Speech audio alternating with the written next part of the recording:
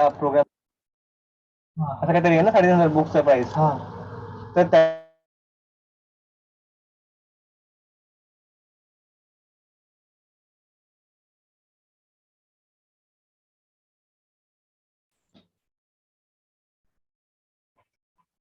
नमो विष्णुपादाय कृष्णपृष्ठाय भूतले श्रीमते भक्तिवेदांत स्वामिनिति नामिने। नमस्ते सरस्वती देवे गौरवाणी प्रचारिणे निर्विशेष शून्यवादी पाश्चात्य देशतारिणे। जय श्री कृष्ण चैतन्य प्रभु नित्यानंद श्री अद्वैत गदाधर श्रीवासादि गौर भक्त वृंद। हरे कृष्ण कृष्ण कृष्ण हरे हरे, हरे राम राम राम हरे हरे। हरे कृष्ण कृष्ण कृष्ण हरे हरे, हरे राम राम राम हरे हरे। हरे कृष्ण कृष्ण कृष्ण हरे हरे, हरे राम राम राम हरे हरे।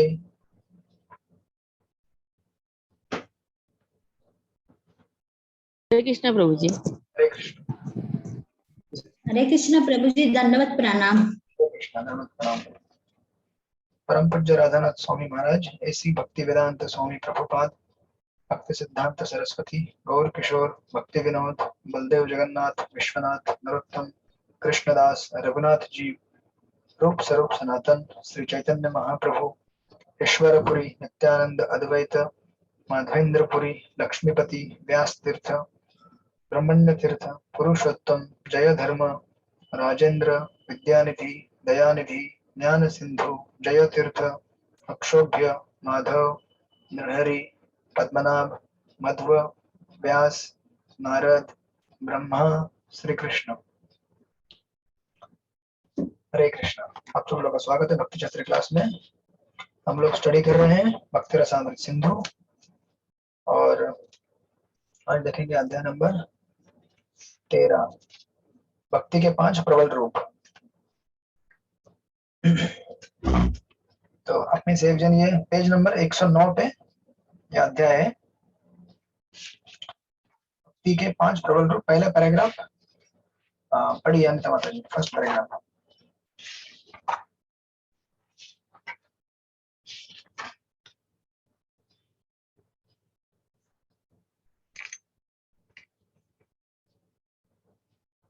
यस प्रभु जी, हरे कृष्णा, धन्यवाद प्रणाम प्रभु जी। भक्ति के 5 प्रबल रूप।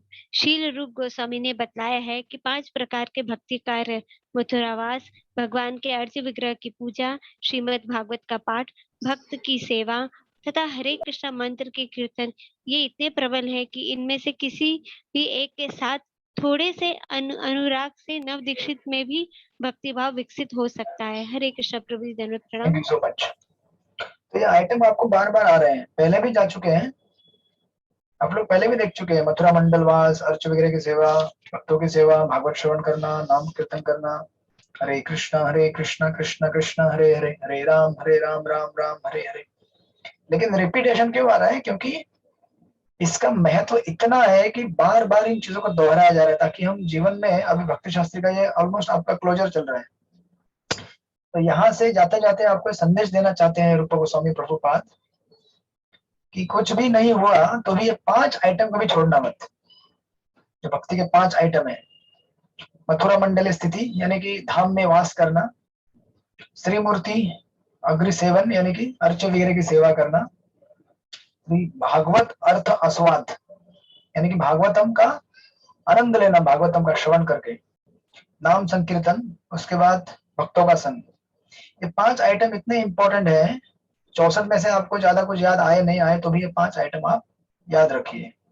इसलिए सबसे पहले जो पहला पैराग्राफ है उसके ऊपर डीटी वर्शिप के बारे में लिखा हुआ है, आप लोग लिखना तो लिख सकते हैं वहां पे, जस्ट पॉइंट मार्क करने के लिए।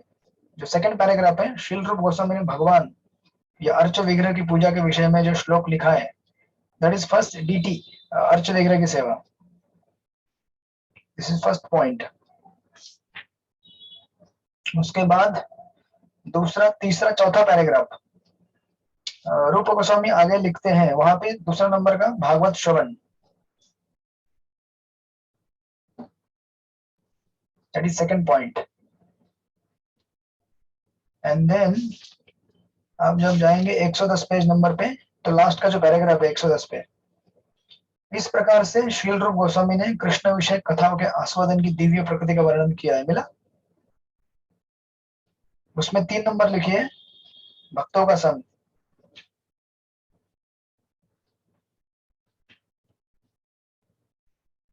तीन नंबर भक्तों का संग। उसके बाद 111 पेज पे 4 नंबर लिखा हुआ पहला पैराग्राफ, इस प्रकार महामंत्र के श्रवण तथा कीर्तन के विषय में एक कथन है। मिला? दैट इज नंबर 4, नाम संकीर्तन।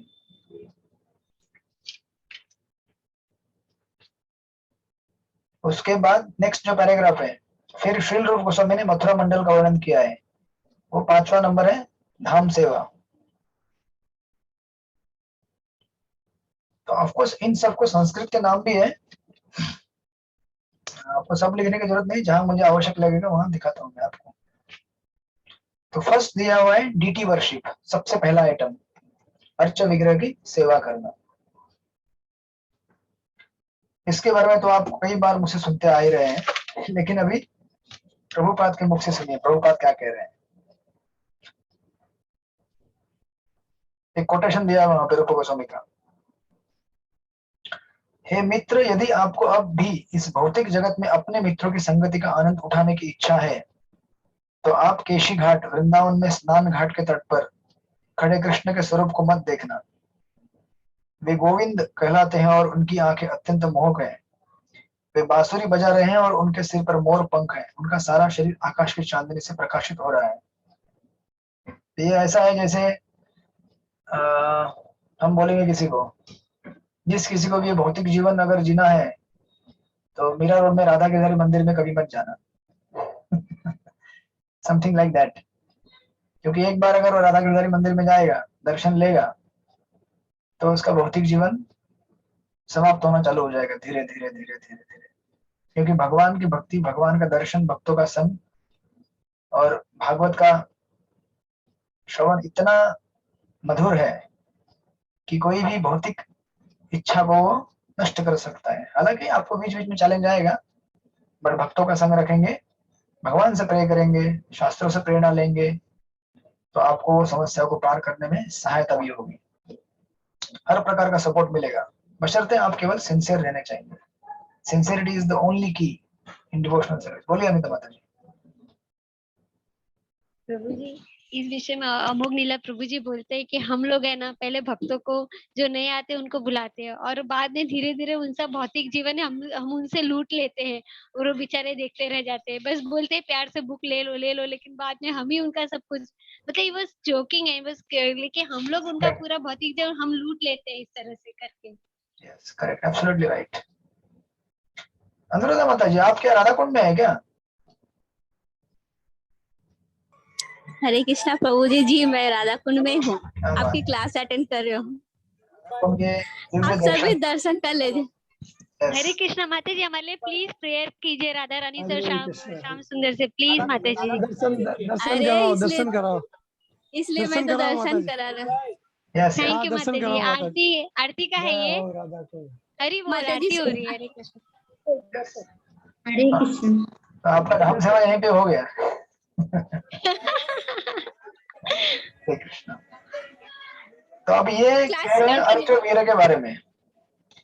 ना अभी देखिए नेक्स्ट पैराग्राफ प्रभुपाद कैसे लिखते हैं, तात्पर्य लिखते हैं कि इस श्लोक का तात्पर्य यह है कि यदि कोई अपने घर में पूजा करने से भगवान कृष्ण के अर्च विग्रह या श्री मूर्ति के प्रति अनुरक्त होता है, तो वह तथाकथित मित्रता, प्रेम तथा समाज जैसे अपने संबंध को भूल जाएगा।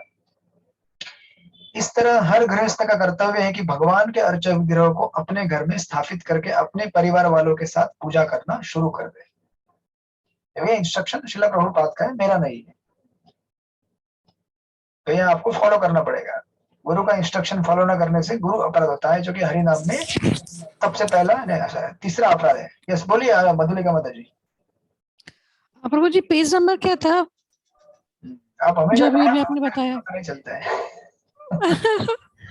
पेज नंबर 109 में तीसरा पैराग्राफ। To disobey the orders of the spiritual master, ये हरिनाम में एक अपराध है, इसलिए हमारा हरिनाम ठीक से होता ही नहीं है, क्योंकि हम गुरु के आज्ञाओं को ठीक से पालन नहीं करते हैं। तो प्रभुपाद कह रहे हैं कि हर गृहस्थ का कर्तव्य है कि भगवान के अर्चो विग्रह को घर में स्थापित करे और अपने सारे घर वालों के साथ भगवान की पूजा चालू कर दे।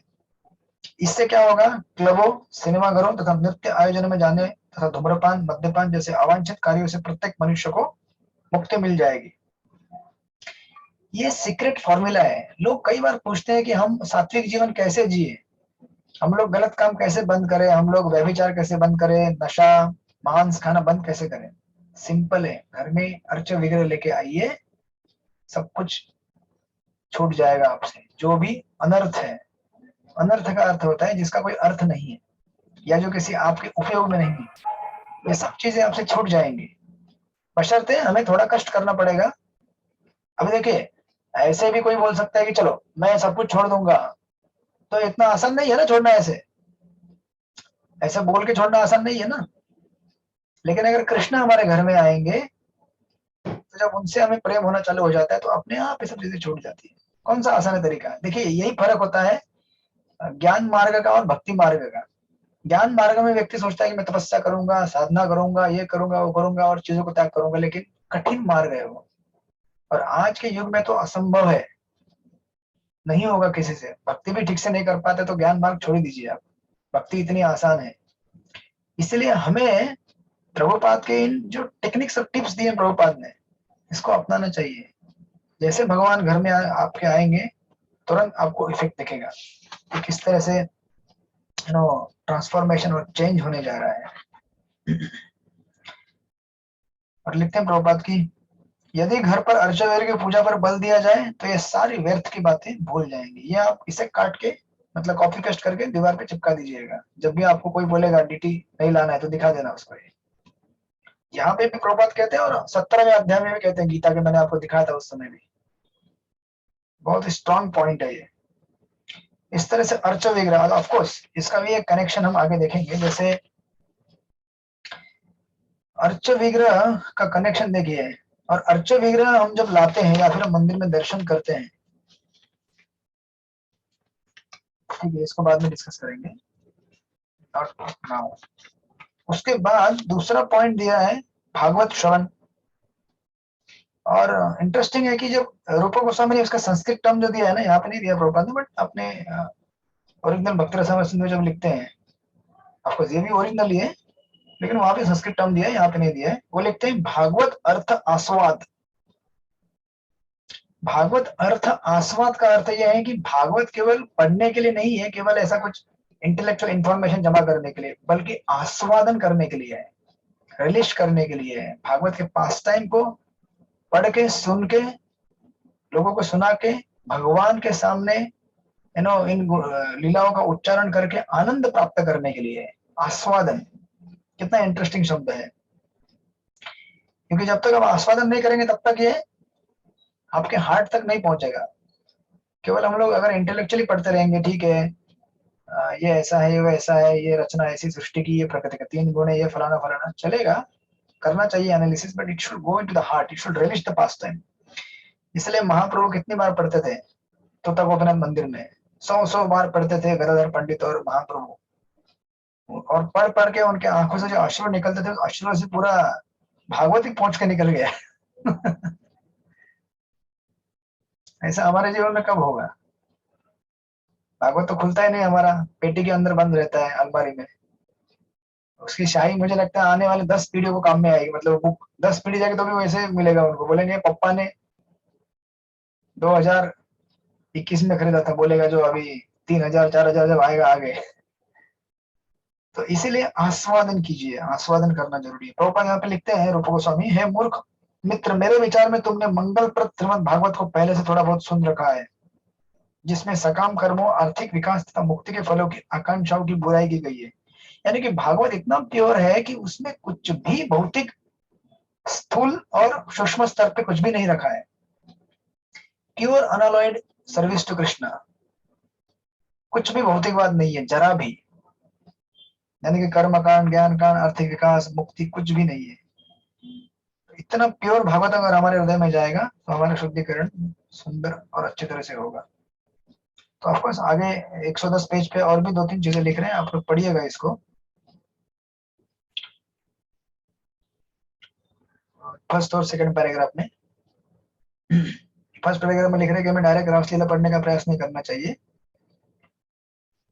बल्कि हमें पहले शुद्ध होना चाहिए, उसके बाद पढ़ सकते हैं। फिर नेक्स्ट पैराग्राफ में दिया है अर्चा वगैरह के बारे में और चीजें बता रहे हैं। कहते हैं कि 1, 2, 3 चौथी लाइन से, किंतु राधा तथा कृष्ण के श्रीमूर्तियों का दर्शन भौतिक संगति के ऐसे प्रयासों को भुलाने के लिए होता है। कौन सा जो ऊपर दिया है, समाज के हम लोगों से मिलते हैं, दोस्ती करते हैं, ये करते हैं, फलाना फलाना। रूपा गोस्वामी लिखते हैं कि रूपा गोस्वामी ने यह श्लोक इस तरह रचा है मानो ऊपर से भी मैत्री तथा प्रेम की भौतिक संगति की प्रशंसा कर रहे हो तथा श्री मूर्ति या गोविंद के दर्शकों की निंदा कर रहे हो। मतलब जो पहले वाला जो श्लोक बोला था कि गोविंद घाट केशी घाट पे मत जाकर रखो। उसके बाद थर्ड आइटम दिया है भक्त संग, डिवोटी का संग। तो आप देखेंगे रूपा गोस्वामी इसके लिए एक शब्द इस्तेमाल करते हैं, सजातीय स्निग्ध श्री भागवत भक्त संग। आपको लिखना तो लिखिए, सजातीय अस्य स्निग्ध श्री भागवत भक्त संग। सजातीय अस्य स्निग्ध श्री भागवत भक्त संग। कितना लंबा चौड़ा दिया है। सजातीय मतलब सेम जाति वाला, ठीक है। स्निग्ध मतलब अफेक्शनेट, प्रेम करने वाला। श्री भागवत भक्त यानी भगवान का भक्त। ये हमने पहले भी कॉन्सेप्ट स्टडी कर चुके हैं। सजातीय मतलब सेम जात वाला, यानी कि अभी समझो कोई अगर बुक डिस्ट्रीब्यूटर है तो आप बुक डिस्ट्रीब्यूटर के साथ संग कीजिए।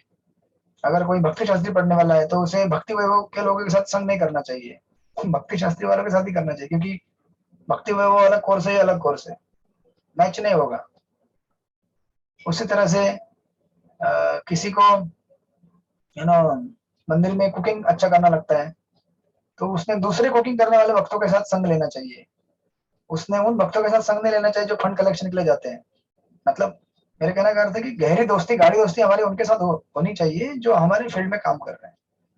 इससे क्या होता है कि हम लोग लंबे समय तक सेवा को कर सकते हैं, क्योंकि फिर एक दोस्त मिल जाता है सेवा करने के लिए, राइट।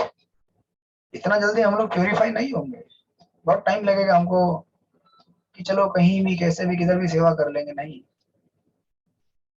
आज इतने साल तक आप टिक सके भक्ति शास्त्री कोर्स में, क्योंकि आपको इतने सारे अच्छे दोस्त मिले इस ग्रुप में, मित्र मिले, दोस्ती हुई, पढ़ाई किया आप लोगों ने साथ में।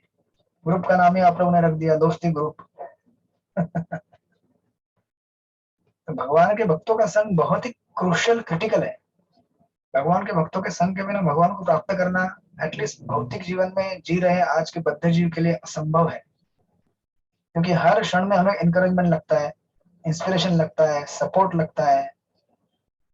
कितनी घटनाएं घटती है रोज के दिन में कि हमारा माइंड हमेशा का ऐसा एक्सटेटिक मूड में नहीं रहता है भक्ति करने के। और जब मैं भी पढ़ाता हूँ तो मेरा भी ऐसा नहीं रहता है। कई बार मैं ऑस्टेरिटी में पढ़ाता हूँ, तपस्या करके, क्योंकि कुछ अलग चीज घटनाएं घटी होती है जीवन में। बैठ जाता हूँ क्लास में, लेकिन सेवा समझ के अपने मूड को एडजस्ट करके कर लेता हूँ। करना पड़ता है क्योंकि भगवान के भक्तों की सेवा इंपॉर्टेंट है, राइट। और ऐसा, और ये भी है कि आपका संग ऐसा रहता है कि इंस्पायर करता है। इसलिए सजातीय स्निग्ध आशा संग, association of like minded devotees, very important.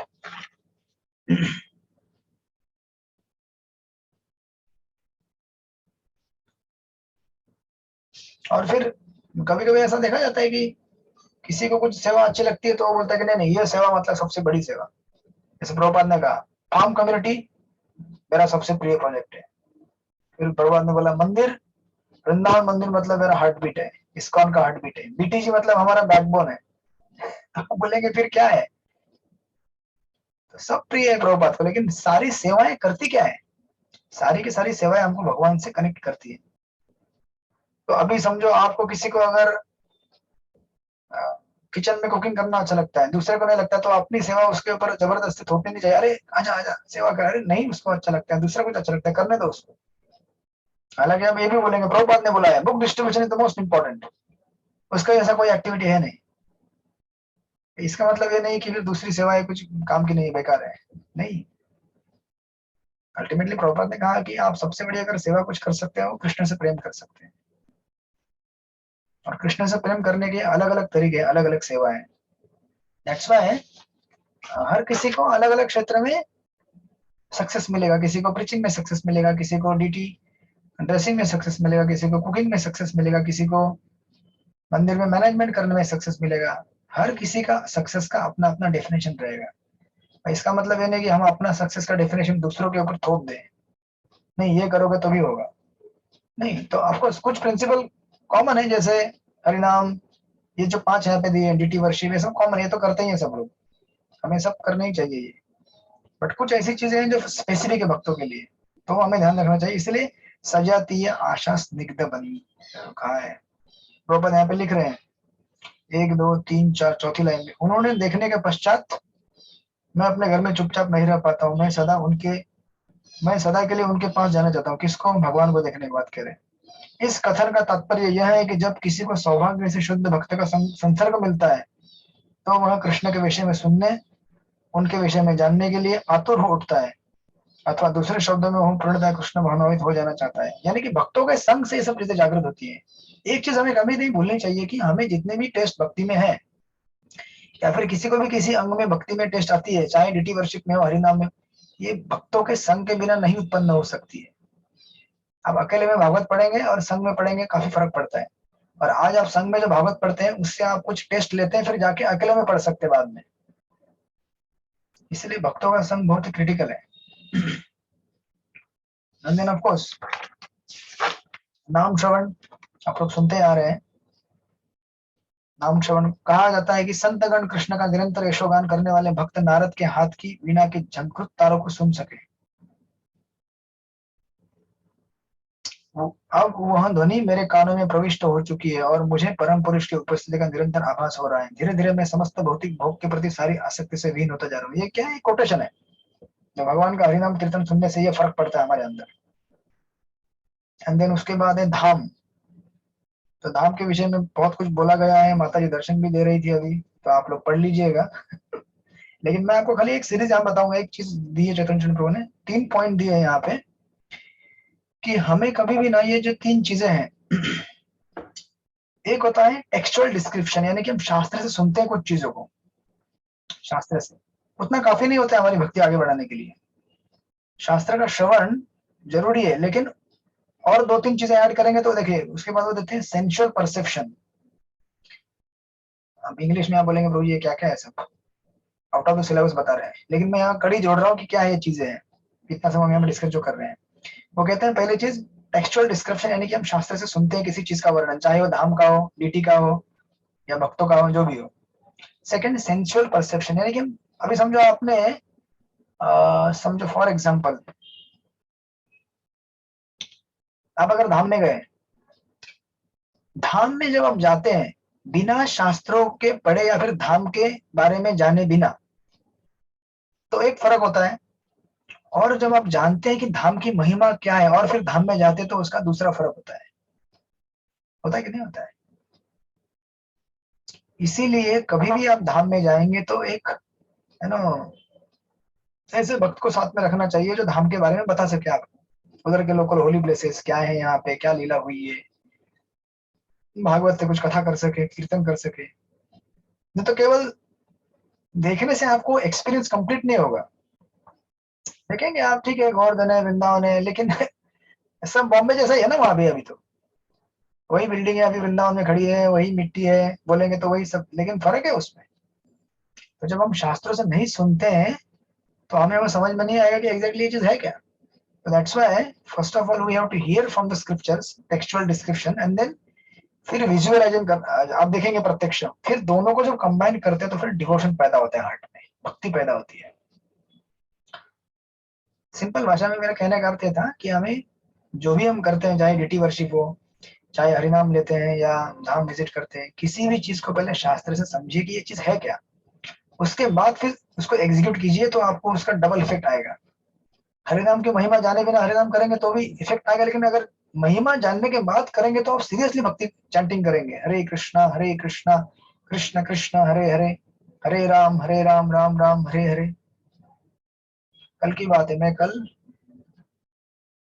रात को सोने के पहले थोड़ा कुछ चीजों से परेशान था, तो मैंने कुछ पढ़ने का मूड नहीं हो रहा था। जनरली सोने के पहले थोड़ा सा एक 15 मिनट बुक्स पढ़ता हूँ प्रभुपाद का, 10-15 मिनट 5 मिनट जो भी रहेगा, जैसे भी टाइम मिलता है, just before going to sleep. तो मैंने बोला कि आज नहीं मूड हो रहा है, नहीं पढ़ूंगा, लेकिन मैं सोचा चलो ठीक है 2 लाइन पढ़ लेता हूँ। तो एक छोटा सा बुक है प्रभुपाद का, एलिवेशन टू कृष्णा कॉन्शियसनेस, उसको खोला और खोलते ही वो पेज खुला डायरेक्ट कि ये संसार धधकनी अग्नि है। यहाँ सब लोग जल रहे हैं, और इस जलन से और अग्नि से मुक्त होना है तो केवल हमें महामंत्र का कीर्तन करना पड़ेगा। हरे कृष्णा कृष्णा कृष्णा हरे हरे, हरे राम राम राम हरे हरे। तो कितना मेरा तुरंत विश्वास बढ़ गया, सचमुच।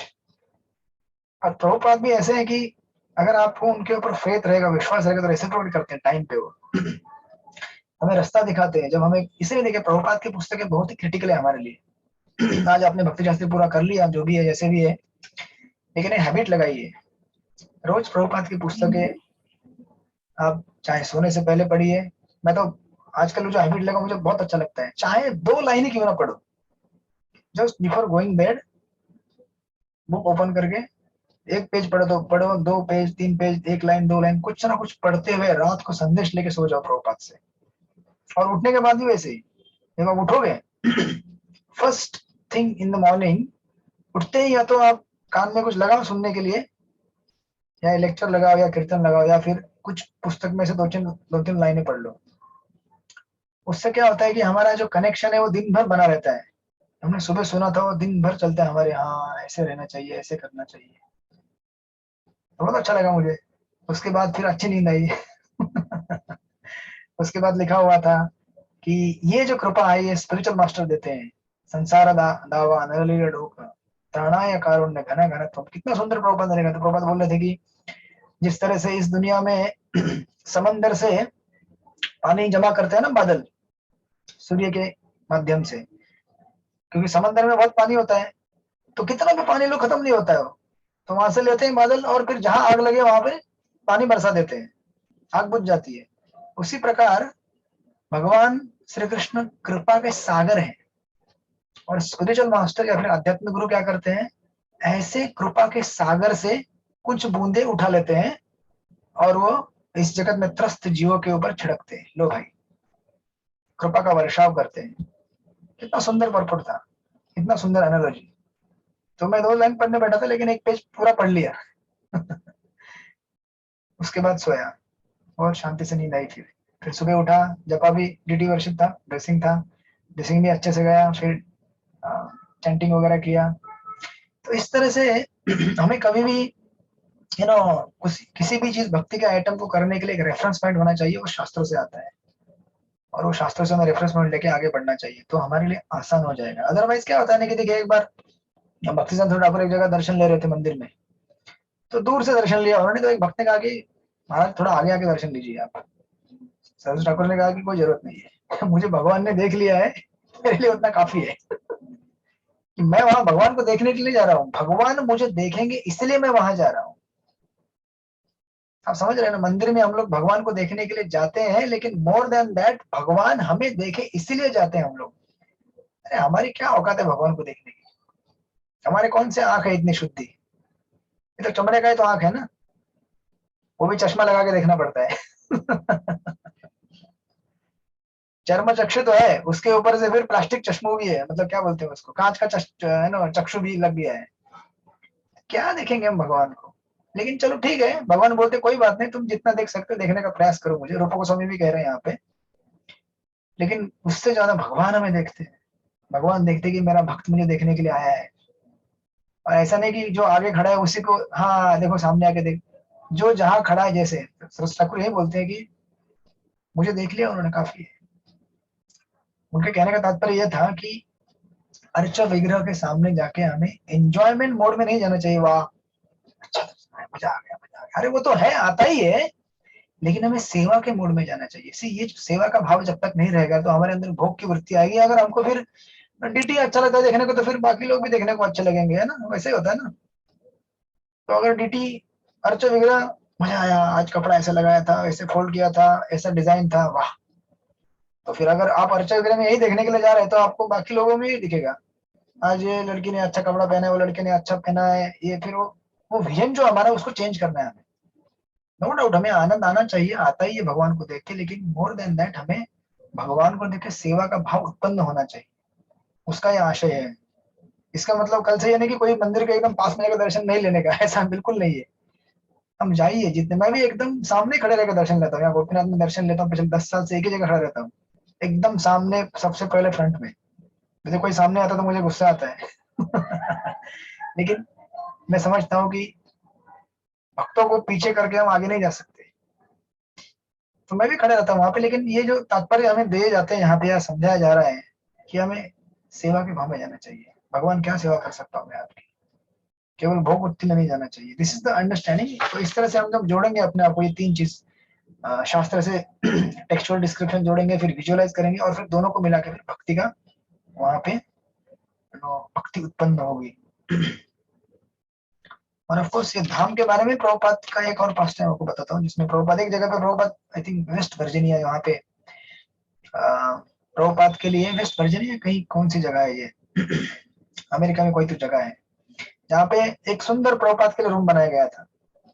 तो प्रभुपाद को भक्तों ने बोला कि प्रभुपाद आपके लिए रूम, तो प्रभुपाद बोले अरे वाह, ये तो मेरे राधा दामोदर मंदिर जैसा ही लग रहा है। भक्त बोले राधा दामोदर मंदिर कितना छोटा सा है वो, और इतना बड़ा विशाल आपको महल दिया आपने तो कहने का अर्थ क्या है कि ये राधा दामोदर मंदिर जैसा क्यों लग रहा है? आपका घर भी राधा गिरधारी मंदिर जैसा क्यों लगता है आपको, और कब लगेगा? क्योंकि देखिए प्रभुपाद कहने लगे कि जो एक्टिविटी मैं राधा दामोदर मंदिर में बैठ के करता था, भगवान के बारे में लिखना, भक्तों से मिलना, भगवान की सेवा करना, वही मैं यहाँ करूंगा इस रूम में बैठ के। तो मेरे लिए वो उसमें कुछ फर्क नहीं है। इस तरह से जब हम सेवा भाव में आते हैं तो हमारे लिए कोई भी जगह मंदिर बन जाता है, हमारा घर भी राधा गिरधारी का मंदिर बन जाएगा। लेकिन उस भाव में नहीं रहेंगे तो फिर कठिन है हमारे लिए भगवान को हर जगह देखना। That's why it is more of development of the consciousness, हमारी चेतना को हमें विकसित करना चाहिए। और इस तरह से अगर हम विकसित करेंगे तो हमारे लिए आसान है भक्ति करना।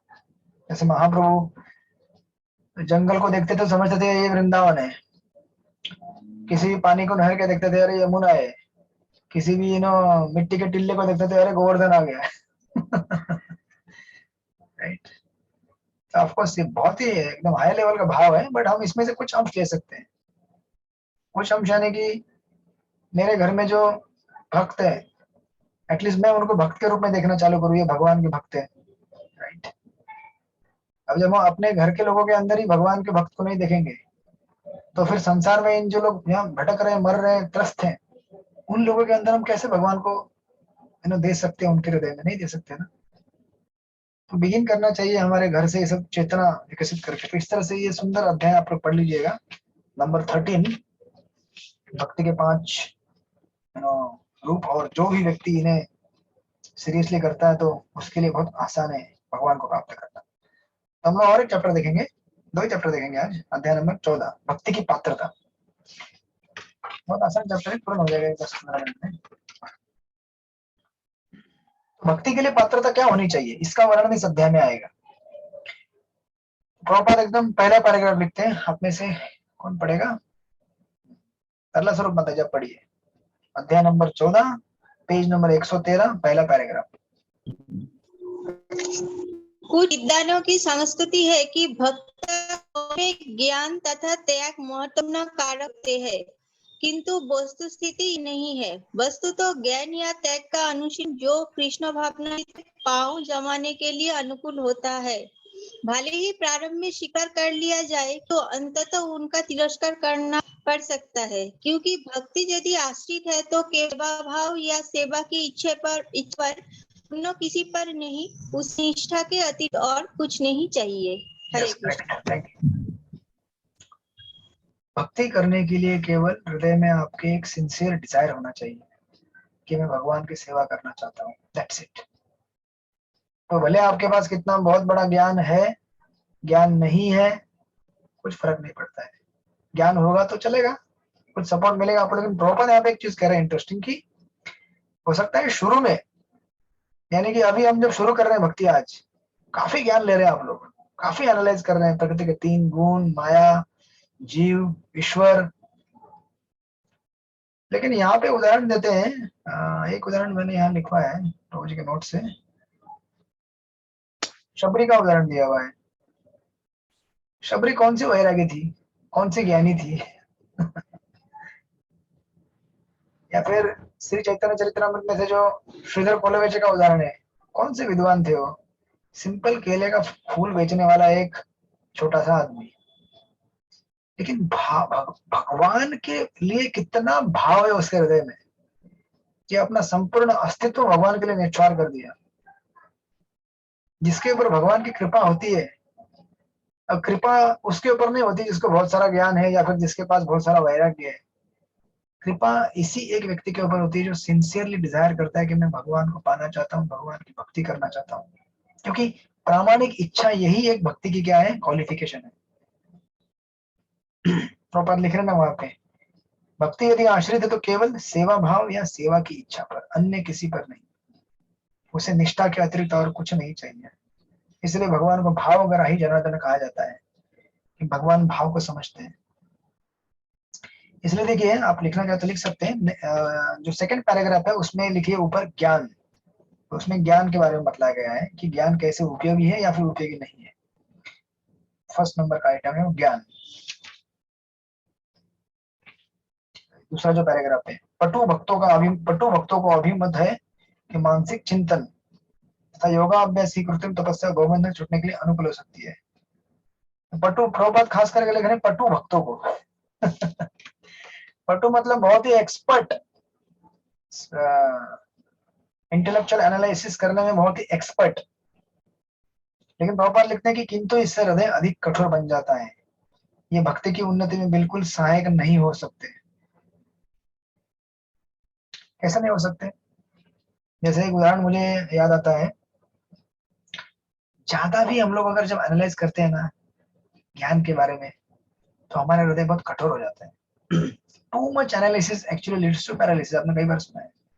यहाँ पे एक उदाहरण आता है, एक बार गोविंद प्रभु कोई तो कह रहा था, देखो मैं कितना वैरागी हूँ, मेरी माँ मर गई लेकिन मैं फिर भी रोया नहीं। तो प्रभु जी ने कहा कि अरे बेवकूफ, तेरी माँ चल बसी, तू नहीं रो पाया, तो माँ के लिए नहीं रो पाया तो फिर भगवान के लिए क्या रोएगा? क्योंकि भक्ति is a matter of emotions, भावनाओं का एक आगार है। भावनाओं को हमें विकसित करना है भगवान के प्रति। जब हम इस दुनिया में जो लोग हैं उनके प्रति भी प्रेम नहीं महसूस कर सकते, तो भगवान के लिए क्या प्रेम महसूस करेंगे आप? आपके आसपास रहने वाले लोग, आपके घर के बाहर जो काम करते हैं, झाड़ू पोछा करते हैं, कचरा करते हैं, भंगी लोग काम करते हैं, अगर आपको उनके लिए आपके दिल में कुछ भी करुणा नहीं है, तो आप मंदिर में बैठ के बड़े बड़े प्रवचन सुन के, प्रवचन देके आप कुछ नहीं कर पाएंगे। Not possible. इसलिए बहुत इंपॉर्टेंट है, प्रभुपाद यहाँ पे लिख रहे हैं कि किंतु इनसे हृदय अधिक कठोर बन जाता है, ये भक्ति की उन्नति में बिल्कुल सहायक नहीं हो सकते। अतः ये विधियां भगवान के प्रेमा भक्ति करने के अनुकूल नहीं है। साथ में इसका मतलब बिल्कुल ये नहीं है कि हमें थोड़ा भी ज्ञान नहीं होना चाहिए। प्रभुपाद ने तो अपने लेक्चर्स में कई बार कितना ज्ञान दिया हुआ है। देहिन उसमें यथा देहे कौमारम यौवनम जरा, ये कई बार आपने सुना होगा प्रभुपाद के लेक्चर्स में। तो इसीलिए देखिए, जीव गोस्वामी अपने दुर्गम संगमनी टीका, भक्ति रसायन सिंधु के ऊपर टीका दी है उन्होंने।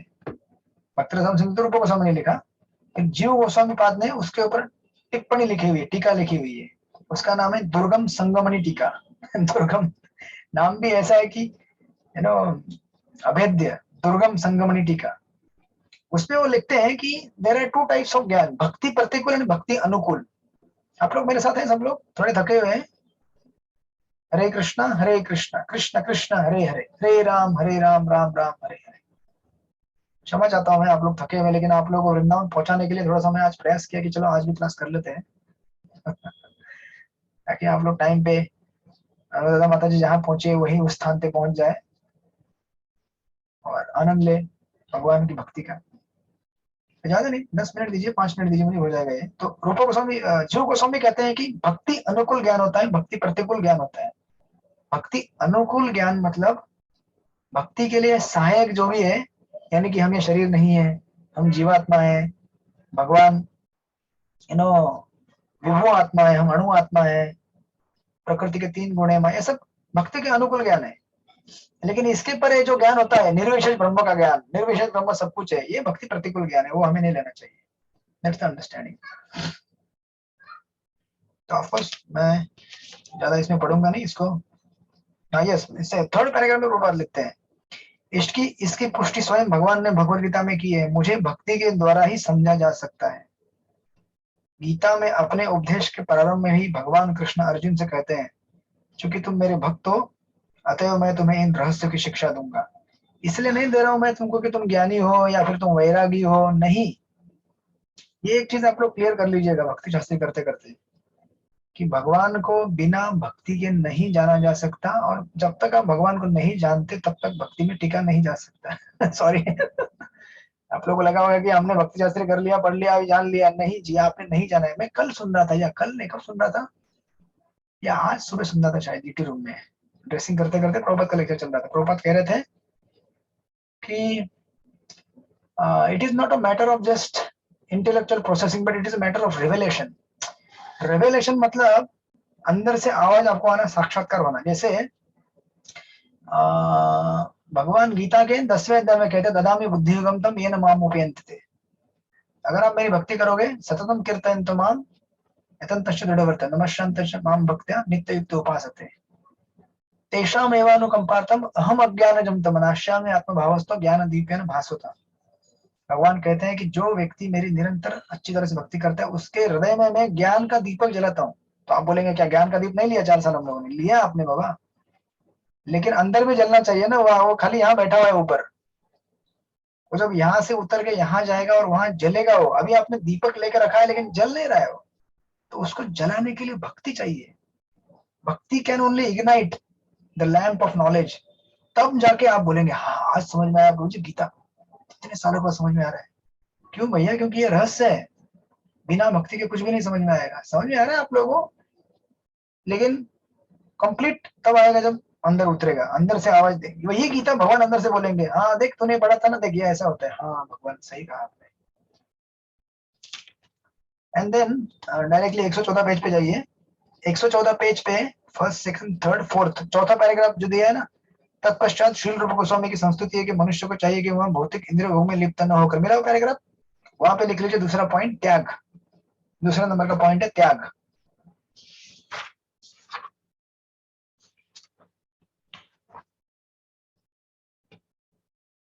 तो यहाँ पे रूप गोस्वामी आपने पहले भी बहुत बार सुनते आ रहे हैं, मैं ज्यादा रिपीट नहीं करूंगा इसमें, लेकिन बेसिकली युक्त वैराग्य के बारे में बता रहे हैं। झूठा वैराग्य और असली वैराग्य।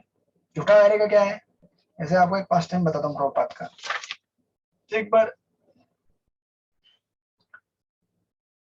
एक व्यक्ति, एक स्वामी जी जो भी थे, सन्यासी थे, जो कभी पैसा नहीं लेते थे। शायद अपने शिष्यों से लेते होंगे, खुद से नहीं लेते थे, क्योंकि बिना पैसे के तो कुछ चलेगा नहीं। मंदिर चलाना है, आश्रम चलाना है, मठ चलाना, तो पैसा तो चाहिए ना। वो भी एक इंटरप्राइज है, कृष्णा इंटरप्राइज। तो वो बोले कि पैसा नहीं, पैसा नहीं। एक बार किसी ने उनके बिस्तर के नीचे कुछ कॉइन डाल दिया। कॉइन देखे, नींद नहीं आ रहा है मुझे, बचाओ। तो उनके शिष्यगण देख ढूंढने के लिए, किधर है स्वामी जी? क्या हो? पैसा, पैसा निकालो यहाँ से, निकालो निकालो निकालो, पैसा निकालो। फिर बाद में स्वामी जी शांति से सो गए, नींद आ रही है। वो शिष्यों को लगा कितने हमारे स्वामी जी डिटैच्ड हैं। अरे भैया, जिस बिस्तर पे सोए हैं वो भी पैसे से आया है ना। वो भी तो पैसे का ही रूप है ना एक। जो प्रसाद लेते हैं वो भी तो कहीं से खरीदा होगा आपने, चावल दाल अनाज सब्जी मार्केट से लिया होगा, ठीक है, आपने भोग लगाया होगा, लेकिन खरीदा ना आपने कहीं से। तो कृत्रिम व्याख्या करके काम नहीं चलेगा। और दूसरी जगह पे प्रभुपाद का और एक पास टाइम, एक बार प्रभुपाद गेस्ट के साथ थे और एक डिवोटी लेके आया, पूरा सूटकेस पैसे का भरा हुआ, खोल दिया प्रभुपाद के सामने। प्रभुपाद की आंखें इतनी बड़ी हो गई, पैसा। सारे गेस्ट देख के, अरे स्वामी जी पैसा देख के इतना खुश हो गए। स्वामी जी को पैसा बहुत अच्छा लगता है। लेकिन तुरंत प्रभुपाद ने क्या किया, एक एक जन को बुलाया, एक टेम्पल प्रेसिडेंट को बुलाया, एक प्रीचर को बुलाया, उसको थोड़ा पैसा दिया, इसको पैसा दिया, बुक डिस्ट्रीब्यूटर को बुलाया, सबको बैग खाली। तब समझ गया कि अरे ये स्वामी जी अपने लिए नहीं देख रहे थे, ये भगवान की सेवा में पैसा आ गया तो खुश हो गए। तो ये उदाहरण में दिखाते हैं युक्त वैराग्य और फल्गु वैराग्य। युक्त वैराग्य मतलब जो भी हमारे आसपास है उसको भगवान की सेवा में लगाना चाहिए यथासंभव, लेकिन बहुत ही कॉशियसली और केयरफुली। उसके लिए देखिए यहाँ पे लिख रहे हैं, आप जा सकते हैं पेज नंबर 116 में। 116 में देखिए पहला ही पैराग्राफ है ऊपर, वस्तुओं को स्वीकार करना या ठुकरा देना भक्ति के सिद्धांतों पर निर्भर होना चाहिए। ऐसा नहीं कि कोई स्वतंत्र रूप से धारणा निर्मित कर ले कि किस वस्तु को स्वीकार करना है और किसको ठुकराना है। समझे कि नहीं आप? किस चीज को हमें भक्ति में स्वीकार करना है युक्त वैराग्य समझ के, और किसको नहीं स्वीकारना है ये कौन डिसाइड करेगा? हमारे आध्यात्मिक गुरु, हमारे काउंसलर, जो भी हमारे मार्गदर्शक है वो बताएंगे हमको। अदरवाइज प्रॉब्लम हो सकता है हमारे लिए, क्योंकि हमारी इंद्रियां संयम में नहीं है। जैसे प्रभुपाद अपने इसमें उदाहरण देते कि पुराने टाइम में जब इस्कॉन में जो संडे फिश होता था, तो कभी कभी भक्तजन क्या करते थे, जो गेस्ट के लिए प्रसाद बना वही खत्म कर देते पूरा पहले ही, गेस्ट के आने के पहले ही। तो गेस्ट आ गए, प्रसाद किधर है, खा गए सब लोग पहले। तो ऐसा नहीं होना चाहिए। हमारी इंद्रिय जब तक कंट्रोल में नहीं है तो हमें युक्त वैराग्य प्रैक्टिस करने के पहले आध्यात्मिक गुरु या फिर भक्तों के संग में डिसाइड करना चाहिए कि कितना हमारा कैपेसिटी है, नहीं तो हमारे लिए प्रॉब्लम हो सकता है। आप लोग पढ़ लीजिएगा, यहाँ पे बहुत सारे प्रिंसिपल दिए हुए हैं बीच बीच में, युक्त वैराग्य फल्गु वैराग्य। देन ऑफ कोर्स आप अगर जाएंगे, हाँ उसी के नीचे 116 पेज में लास्ट का पैराग्राफ जो दिया है ना, ऐसे अन्य भी अनेक दृष्टांत है जिनमें देखा जाता है कि भक्त को कृष्ण भावनामृत के अतिरिक्त किसी अन्य अभ्यास की आवश्यकता नहीं होती। मिला? उसमें आप लिखिए सद्गुण, तीसरा पॉइंट। तो मैंने आपको पहला पॉइंट बताया था ज्ञान, दूसरा त्याग, तीसरा सद्गुण, तीसरा। तो यहाँ बताया गया है कि जब हम भक्ति करेंगे तो हमें अपने आप अंदर सदाचार उत्पन्न हो जाएगा। वासुदेव भगवती भक्ति योग प्रयुक्त जनयति आशु वैराग्यम ज्ञानम च यद अहेतुकम। भक्ति करने से ज्ञान वैराग्य अपने आप आ जाता है, अलग से आपको संजित करने की जरूरत नहीं है। और ऑफ कोर्स मैं आपको और एक पॉइंट बताना भूल गया, यहाँ पे 114 पेज पे जाएंगे ना आप, तो मैंने जो त्याग आपको लिखवाया था, त्याग जो पैराग्राफ लिखवाया था, उसके नीचे और एक पैराग्राफ है, प्रत्येक भौतिक वस्तु से कतराने वाले निर्विशेषवादी। मिला? उसमें उस पैराग्राफ का एक इंपॉर्टेंट आशय है। उसका आशय ये है कि किसी भी चीज का त्याग बिना कृष्ण भावना के अगर हम करते हैं तो हमें उसका नेगेटिव असर मिलेगा, यानी कि हमारा पतन होगा। जैसे किसी ने भी अगर इस जगत को रिनाउंस करने का प्रयास कर रहे हैं, लेकिन अगर बेसिकली क्या होता है इस दुनिया में, प्रॉब्लम आसक्ति नहीं है।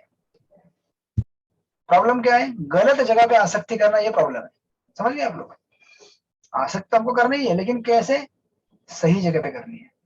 गलत जगह पे आसक्तियां रखने की वजह से प्रॉब्लम होती है। इसलिए जितने भी निर्विशेषवादी मायावादी जो लोग हैं, सब कुछ छोड़ छाड़ते हैं, लेकिन भक्ति नहीं प्राप्त होती है तो फिर नीचे आ जाते हैं वापस, क्योंकि उनकी आसक्तियां दूर नहीं हुई है, आसक्ति प्यूरिफाई नहीं हुई है, समथिंग लाइक दैट। और ऑफ कोर्स 117 पेज में आप जाएंगे तो चौथा आइटम वहां पे दिया है, मतलब इस परपोर्ट का point first second third paragraph में जहाँ लिखा है ना, श्रील रूप गोस्वामी यहाँ पुष्टि करते हैं कि भक्ति 9 प्रकार की होती है। मिला आपको? तो वहां लिख लीजिए 9 अंग भक्ति के। तो वो 9 अंग क्या है, कैसे, आप लोग पढ़ लीजिएगा। बताइए फिर से प्रभु जी प्लीज। 117 पेज में जाएंगे ना तो तीसरा पैराग्राफ है, श्री रूप गोस्वामी यहाँ पुष्टि करते हैं कि भक्ति 9 प्रकार की होती है, श्रवण कीर्तन वगैरह वगैरह। तो ये है 9 अंग। मिला मिला, हाँ बस उसके ऊपर लिख दीजिए चौथा पॉइंट 9 अंग। इस तरह से ये सुंदर अध्याय है, आप लोग पढ़ लीजिएगा। आज हम यही रुक जाएंगे, फिर आई थिंक हमारा क्लास नेक्स्ट कब होता है हमारा क्लास? वेडनेसडे को 27 तारीख को। परसों है वो जी। ठीक है ठीक है। फिर अभी अपनी ज्यादा नहीं, 5 चैप्टर बचे हुए हैं, 2 क्लास में पूरे हो जाएंगे। नहीं भी बुधवार और फिर संडे को एक कर लेंगे तो पूरा हो जाएगा हमारा। ठीक है। श्रील प्रभुपाद की जय, श्री भक्ति रसामृत सिंधु की जय। वांछा कल्पतरु